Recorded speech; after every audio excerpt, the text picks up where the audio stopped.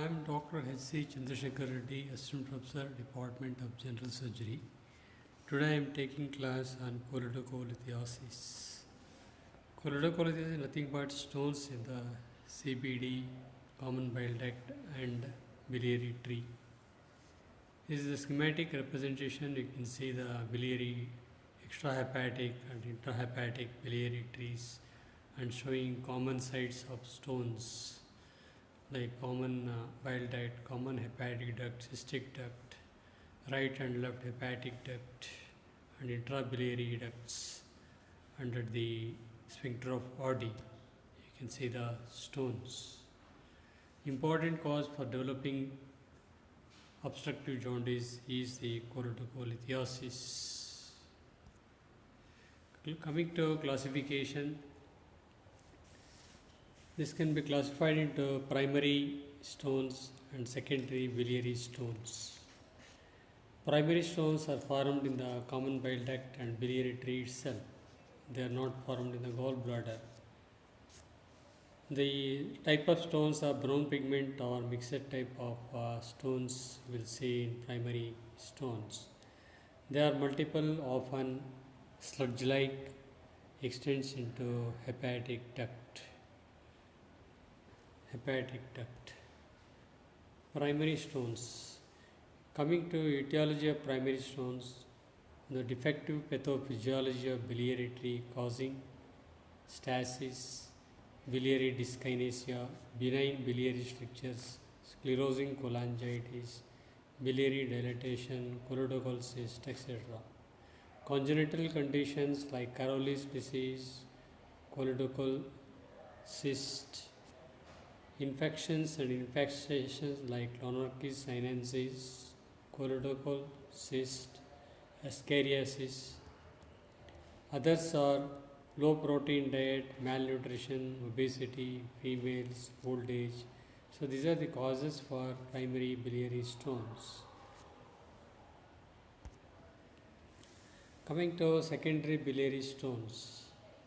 They are from gallbladder, they are formed in the gallbladder and they pass through cystic duct into the common bile duct.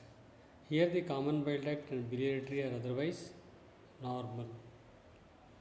Secondary stones are better and easier to manage than the primary stones. Commonly, gallstones get impacted in the supraduodenal portion of common bile duct. So, common stones are block pigment stones and cholesterol stones. 75% are cholesterol, 15% are pigment stones.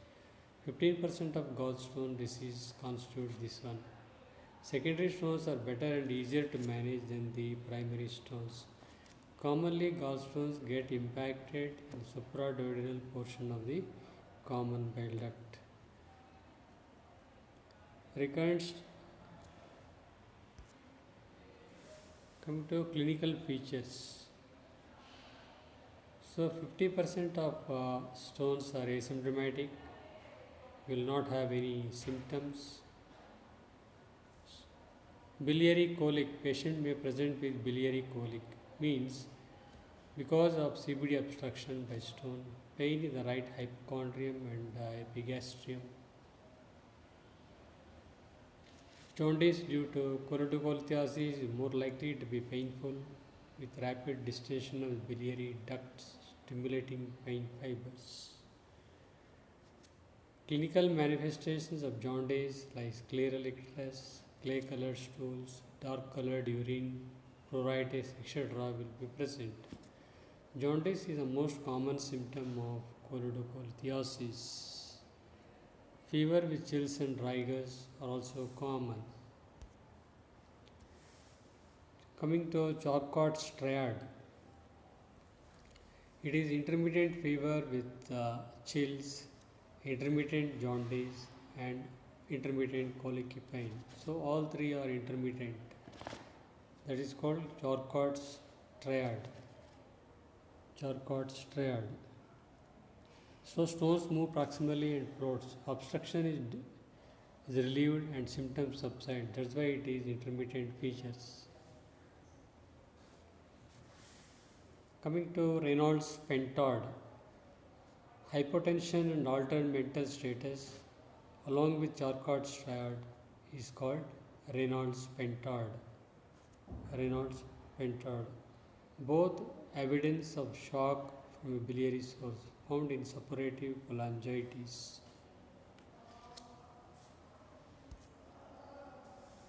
A palpable gallbladder is unusual in patients with obstructive jaundice from CBD stone because of the obstruction causes inflammation, thickening, fibrosis, contraction and non-distension of the gallbladder. This same is called as Courvoisier's law. In patients with jaundice, if the gallbladder is distant, is palpable, it is not due to stones. As already told you, because of stones, there is inflammation, thickening, fibrosis, and non-distension of the gallbladder. So, exceptions to this rule, there are exceptions to this rule. They are double impaction of stone, one in CBD and one in the cystic duct with mucosal of the gallbladder, large stone in the Hartmann's pouch, empyema of the gallbladder. So, these are the exceptions to the Courvoisier's law. Coming to complications of cholecystolithiasis. So, there will be liver dysfunction and biliary cirrhosis. White bile formation and liver failure can occur.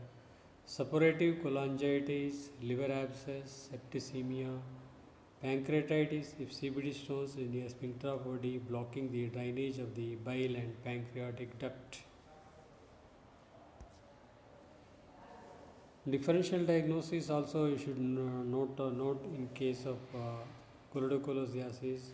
So obstructive jaundice due to other causes you have to think of. One is carcinoma of the head of the pancreas, carcinoma of the periampullary region, and carcinoma of biliary tree, biliary stricture, viral hepatitis, etc. Coming to investigations. Ultrasound abdomen, it shows gallstones, dilated CBD more than 8 mm with symptoms, dilated CBD even without biliary colic in presence of gallstones, highly suggestive of biliary obstruction. Sensitivity of the gallstones only 65%. MRCP, that is magnetic resonance cholangiopancreatography.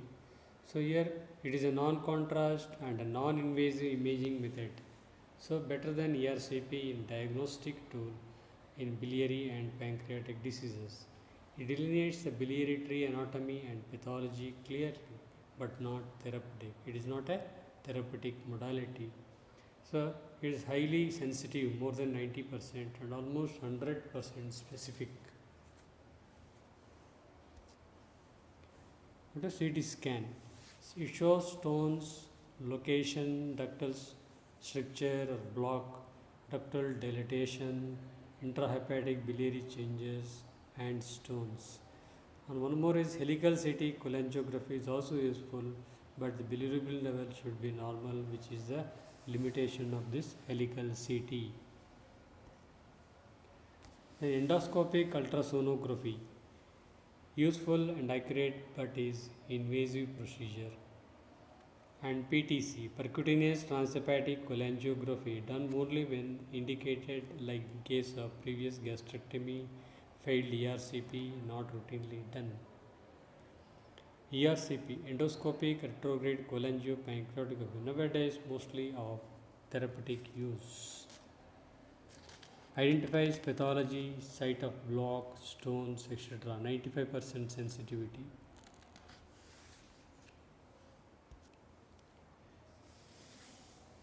And blood tests also you can do. One total count may be raised, LFT deranged with raised bilirubin, direct bilirubin and alkaline phosphatase. PTINR and platelet count should be done. Serum amylase and lipase should be done to rule out associated pancreatitis. Come to perioperative cholangiography. During cholecystectomy, a catheter can be placed in the cystic duct and contrast injected directly into the biliary tree. This defines the anatomy and mainly is used to exclude the presence of stones within the bile ducts. Review the images intraoperatively. Irrespective of the technique used, the operating table should be tilted head down approximately 20 degrees to facilitate filling of the intrahepatic ducts. In addition, care should be taken while injecting contrast not to introduce air bubbles into the system. These may give the appearance of stones and lead to a false positive result. Peroperative cholangiography, you can see the schematic representation of peroperative cholangiography. Coming to laboratory tests, CBC, total count, WBC, platelet count, LFT, serum bilirubin, serum ALP, GGT, serum ALT, AST, serum protein, prothrombin time, serum amylase, lipase, urine, etc. Treatment. So, injection of vitamin K 10 mg IM once daily for 5 days, or fresh frozen plasma infusion to correct the prothrombin time. IV antibiotics like cefoperazine, cefotaxime, correction of dehydration, IV mannitol, 200 ml BD to prevent hepatorenal syndrome. So, advise endoscopic sphincterotomy and bile duct stone extraction by a Dormia basket catheter introduced through the endoscope followed by laparoscopic cholecystectomy is the treatment of choice. In absence of such facilities, conventional open cholecystectomy with bile duct exploration is the standard choice. So, in ERCP, endoscopic retrograde cholangiopancreatography with endoscopic sphincterotomy with stone extraction, cholangitis or jaundice should undergo. Those who have cholangitis or jaundice should undergo first ERCP. More than 50% of all patients have recurrent symptoms of biliary tract disease if they are not also treated by cholecystectomy. More than one-third of all patients will eventually require cholecystectomy, suggesting that cholecystectomy should be offered to the patient. Among the older patients, more than 70 years,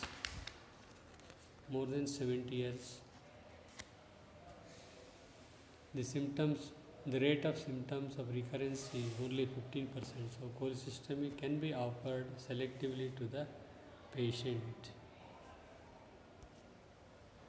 This is the ERCP picture showing CBD stones. Endoscopic view of stenting is also seen. Complications of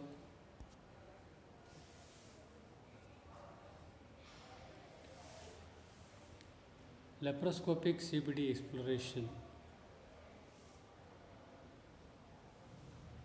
At the time of cholecystectomy, intraoperative cholangiography will help to identify choledocholitis. Laparoscopic common duct exploration can then be performed in an attempt to manage all calculous biliary tract disease in one setting without the need for additional anesthetic or procedure. Access to the common duct with small caliber cholangioscope is provided through the cystic duct or through separate incision in the common duct itself.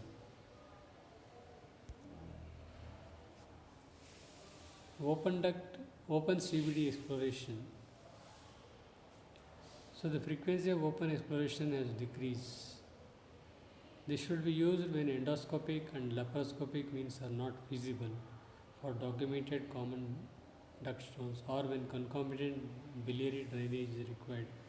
Open exploration carries a low mortality and morbidity and mortality with a low rate of retained stones.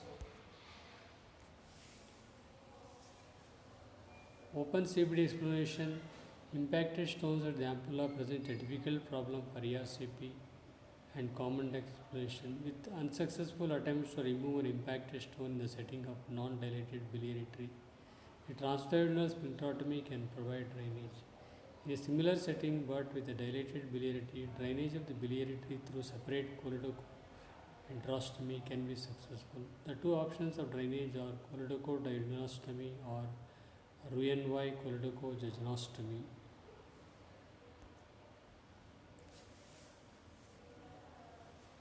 Choledochoduodenostomy. Anastomosis of the duodenum can be performed rapidly with a single anastomosis.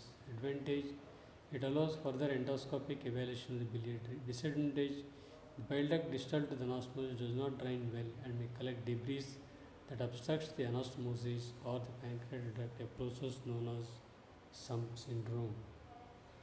So it is commonly observed after choledochoduodenostomy, rarely after choledochojejunectomy. Often it causes cholangitis and narrowing of the stroma of the choledochoduodenostomy. Conversion to end-to-end Roentgen choledochojejunectomy may be required in this case. So this is schematic representation. You can see the choledochoduodenostomy, and distal to it you can see the collection of sludge. It's a site of sludge distal to it, that is called sump syndrome.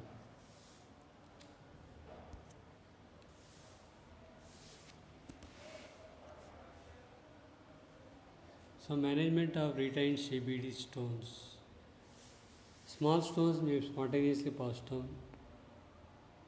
Heparinase saline or bile acid flushing through T-tube 250 ml normal saline with 25,000 into pairing for 5 days may be required. There is a technique called Borone technique. After 6 weeks, once T-tube tract gets matured, if needed, is dilated using gradual dilators, either using Dormia Pascate or Fogarty catheter or choledocoscope. Stone is removed through T-tube tract under fluoroscopic guidance. ERCP and stone removal in 3 weeks. So reoperation if everything fails, either transduodenal sphincteroplasty or choledochojejunectomy. Then another option is ESWL with endoscopic sphincterotomy or extraction, or through percutaneous transhepatic route. Cholangioscope is passed and CBD visualized. Stone is identified and removed using Dormia Pascate or Fogarty catheter. Then laparoscopic choledocholithotomy can be done. Open choledochum, often with choledochojejunectomy, can be performed.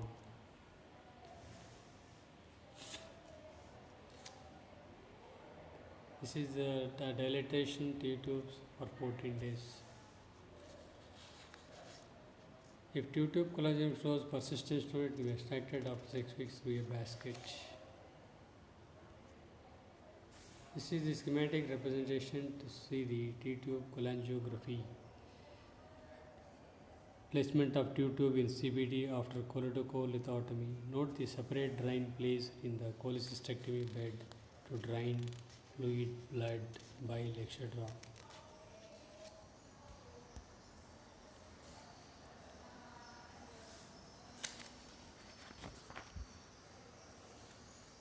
So thank you.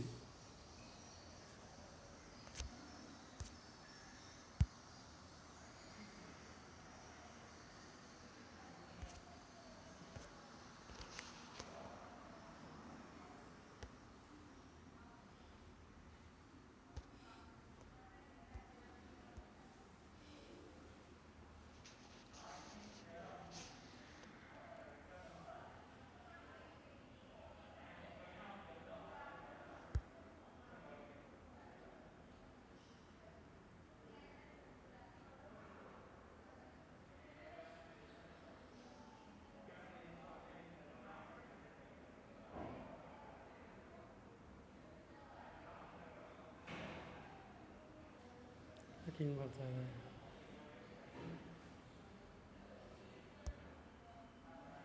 Record ಆಗಿಲ್ವಾ?